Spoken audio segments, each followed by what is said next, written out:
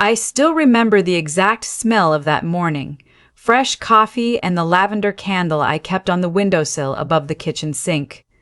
I was standing there in my oversized sweatshirt, watching the neighbor's dog chase a squirrel across the yard, thinking that this was it. This was the life I had always quietly wanted. Ordinary. Warm. Mine. My husband walked in behind me, poured himself a cup without saying good morning, and opened his phone. I told myself he was just tired. He'd been working late a lot that month. I told myself that was normal. I told myself a lot of things that year. His name was Marcus. We'd been married 4 years. Met at a mutual friend's birthday party, fell into each other easily, the way you do when you're 26 and optimistic, and the wine is good. He was funny then. Attentive, he used to leave little notes on the bathroom mirror with a dry erase marker. Dumb jokes, mostly, but they made me laugh before I even had caffeine in my system. I kept a photo of one of them on my phone for a long time. I'm a physical therapist. I work with post-surgical patients, mostly elderly, helping them get back on their feet after hip replacements and knee surgeries. I love my job. It's slow, methodical, deeply human work. You have to be patient. You have to show up. Those are things I thought I was good at. In my career and in my marriage. We didn't have children yet, but we talked about it. Loosely, the way couples do when they're not ready but want to signal that they're thinking about it. A house first, we said. Stability first. So we bought a small craftsman-style home in a quiet suburb outside of Columbus. I planted tomatoes in the back. Marcus built a fire pit out of reclaimed brick. We had people over in the summer. It looked like a life from the outside. I think it looked like that from the inside too for a while. The shift was so gradual I didn't name it for almost a year. He stopped reaching for my hand when we walked into restaurants. He started sleeping with his back to me every night, which I know isn't a crime. But when you've shared a bed with someone for 4 years, you know the difference between restless and deliberate. He stopped asking about my patients. He used to love those stories, used to say I should write a book. He stopped laughing at things that would have made him laugh before. I asked him once, directly, sitting at that same kitchen table where we used to eat breakfast together on Sunday mornings, I asked him if something was wrong. He looked at me for a moment with an expression I couldn't quite read and said, "I'm just stressed about work." I believed him. Or I wanted to. I'm not sure those are different things. My closest friend, she and I have known each other since college. She was the one who finally said out loud what I had been circling around for months. We were sitting in her car outside a grocery store, neither of us moving to go inside, the way you do when the conversation is more important than the errand. She said, "I need to tell you something, and I need you to hear me before you react." She told me she'd been at a hotel bar downtown 3 weeks earlier for a work event. She saw Marcus. He wasn't alone. He was with a woman. Younger. Laughing. Leaning into him in a way that was not ambiguous. My friend said she watched them for a few minutes, hoping she was misreading it. She wasn't. He touched the woman's face. She said it was the kind of touch that doesn't happen between strangers or coworkers. It was intimate. Practiced. I remember the way the air in that car felt very still. I didn't cry immediately. I went numb first, the way your hand goes numb before the pain arrives after you've burned it. I asked her to describe the woman. She did. I asked her what time it was. She told me. I sat with that information like it was a stone I was holding, turning over, trying to understand its weight. That night I came home and made dinner. I set the table. I watched Marcus eat and talk about a project at work, and I said very little, and he didn't notice. That's the part that stayed with me longest, that he didn't notice.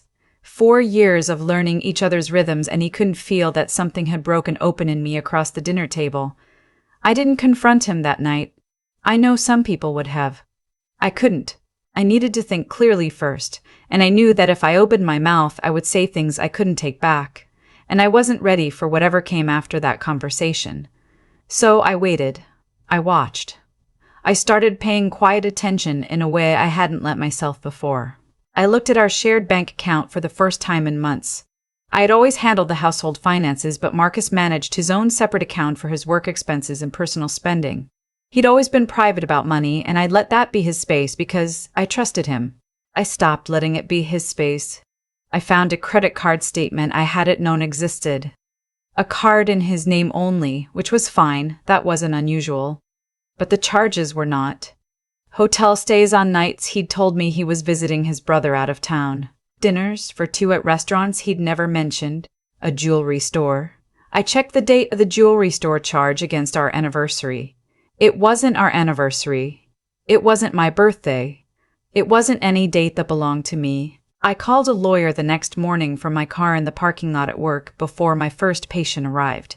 I didn't tell anyone. I just made the call. Her name was Patricia, and she was calm and practical, and talking to her was the first time in weeks I felt like I had any ground under my feet. She told me what to document. She told me what not to do yet. She told me my rights. I took notes on the back of a parking receipt. I want to be honest about the next few weeks, because I think people assume that once you find out the truth you become certain. You don't. I went back and forth. I lay awake replaying the notes on the bathroom mirror. I thought about our wedding, which was small and outdoor and rained on for exactly 20 minutes and then cleared, and how we laughed about it for years afterward. I thought about the fire pit he built. I thought about the tomatoes. I kept looking for the man I married, inside the man I was now watching lie to my face over dinner every single night. He wasn't in there. Or if he was buried under something I no longer had the tools to excavate.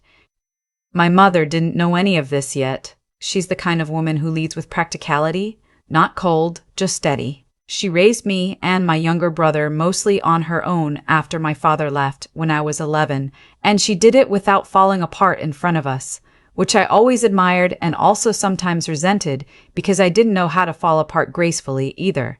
I'd inherited her composure, which sounds like a gift until you need to cry and you can't find the way in. I finally told her on a Thursday evening. We were on the phone and I said it plainly, the way she had always taught me to say hard things.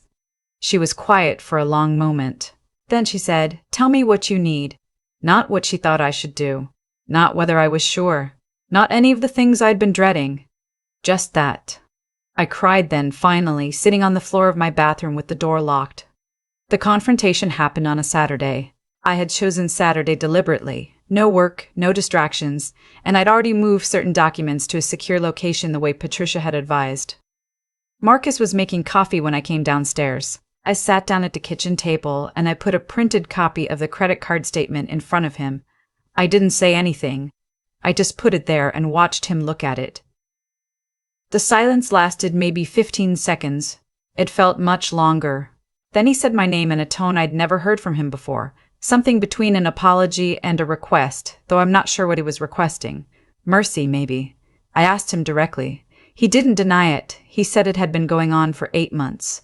He said it had started because he felt disconnected from our marriage. He said he knew that wasn't an excuse. He said he was sorry. He said the word sorry 3 times in the first 2 minutes, and each time it landed more hollow than the last, like a word that had been used so many times it had worn through. I told him I already had a lawyer. His expression shifted. Something in it went from guilty to calculating in a way that was very fast and very illuminating. He asked me what that meant. I told him it meant what it sounded like. He asked if we could try counseling. I thought about 8 months. I thought about the jewelry store charge. I thought about the hotel rooms on the nights he told me he was with his brother. I thought about every dinner where he sat across from me and looked me in the eye and I looked back at him and neither of us was fully there. I told him I didn't think so. He left that night to stay with a friend. I sat alone in the house for a long time after he pulled out of the driveway. I didn't turn on any lights. I just sat in the kitchen in the dark and listened to the refrigerator hum and the dog next door bark twice at something and then go quiet. The lavender candle was still on the windowsill. I didn't light it. The next few months were the kind of slow that feels fast when you look back on it. Patricia was methodical and thorough, and she found things I hadn't found. There was more to the financial picture than I'd understood, money that had moved in ways that were not innocent. She told me the legal term and explained what it meant for our settlement. I won't pretend I followed every piece of it in real time. I trusted her to navigate the parts I couldn't see clearly. I kept working. My patients didn't know anything was different, which was a comfort in its own way. There's something steadying about being needed in a very specific, physical, present tense way. Mr. Patterson, 71, 6 weeks out from a total knee replacement, needed me to help him walk to the end of the hallway and back. That was the whole world for 50 minutes.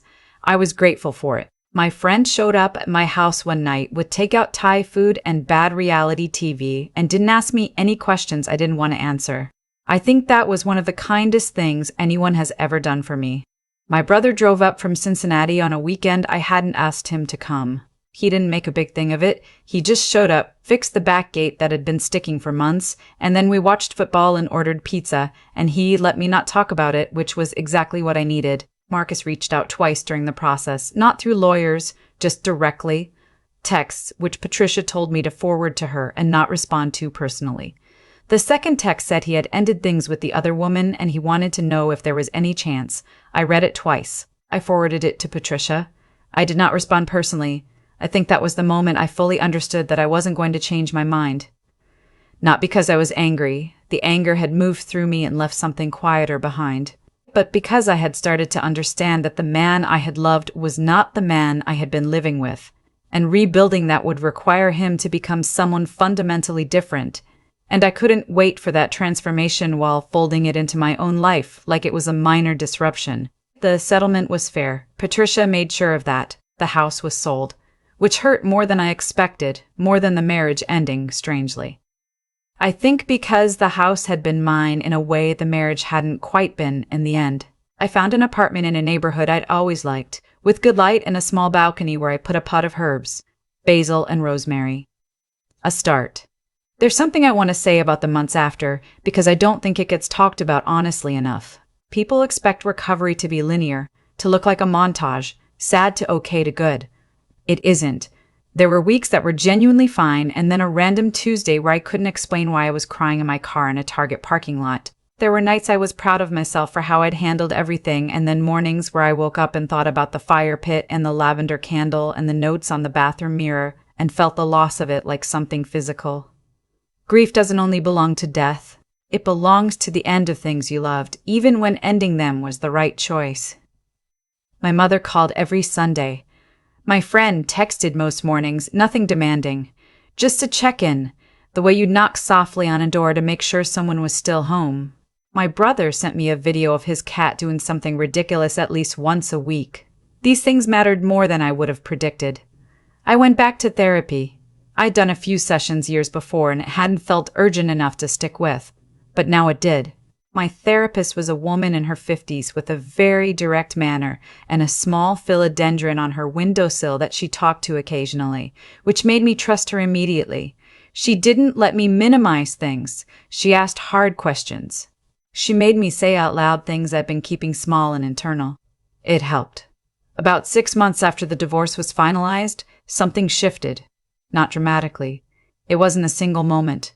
It was more like one morning I woke up and made coffee and stood at my apartment window watching the street below and realized I felt okay. Not performing okay? Actually okay. Still bruised in some places, but okay.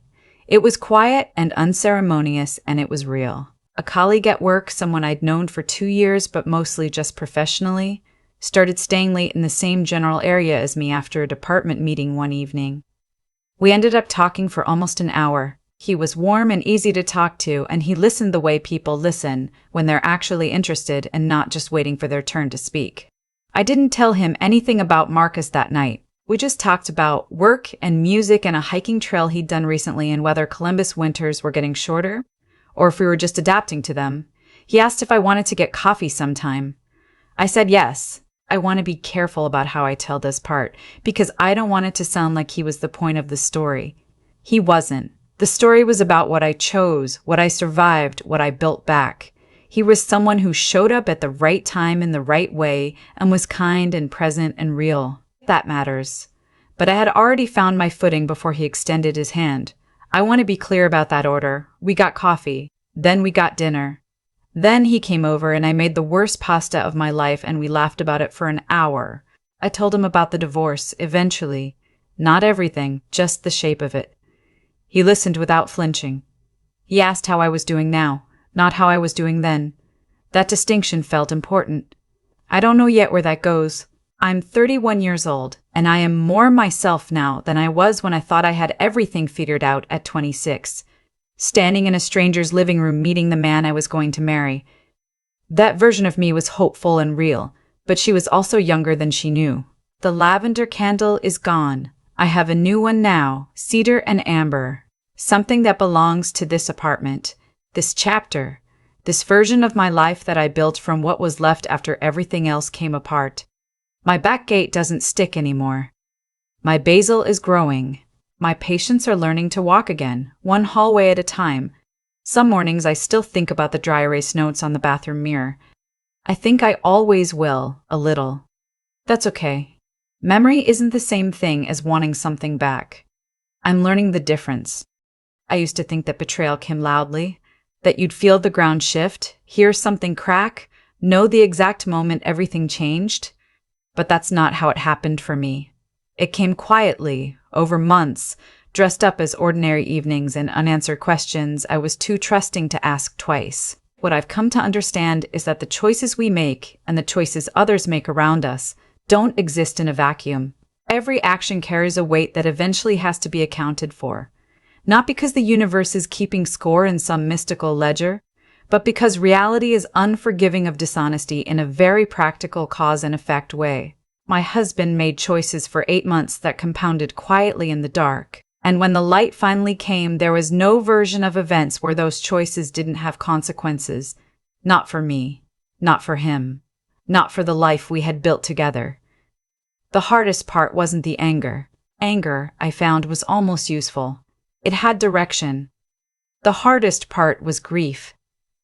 Grieving not just the marriage, but the version of myself who had been so willing to explain away the distance, to fill in the silence with excuses, to trust a story that was no longer true. That took more honesty than I was initially prepared to give myself. But here is what I kept coming back to. In those quiet months of rebuilding, character is not who you are when life is easy. It is who you choose to be when everything has fallen apart, and no one would fault you for falling apart with it. I chose to stay present. I chose to keep showing up to work, to my patients, to my friendships, to the hard conversations with my lawyer, to the even harder conversations with myself in therapy. Not because I felt strong, I didn't always, but because I understood, slowly, that integrity isn't a feeling, it's a practice. You do the right thing, not when it's easy, but precisely when it isn't. There is also something to be said about the intelligence of paying attention. Not suspicion, attention. I had let myself go soft in the areas where clarity mattered. I'd stopped looking, stopped asking, stopped trusting my own instincts when they whispered that something was off. Learning to trust my own perception again was one of the most important things I did in that season of my life. You don't have to be paranoid to be awake. Wisdom is just attention that has been practiced long enough to become instinct. And resilience, I want to say this carefully because I think it gets romanticized in ways that aren't honest. Resilience is not the absence of pain. It's not bouncing back like nothing happened. It's more like slowly, imperfectly, stubbornly refusing to let the hardest thing that happened to you become the only thing that defines you. I planted basil on my balcony. I learned to make pasta badly and laugh about it. I stood at a new window with a new candle and felt eventually that the life ahead of me was genuinely mine. That's not a small thing. That's everything.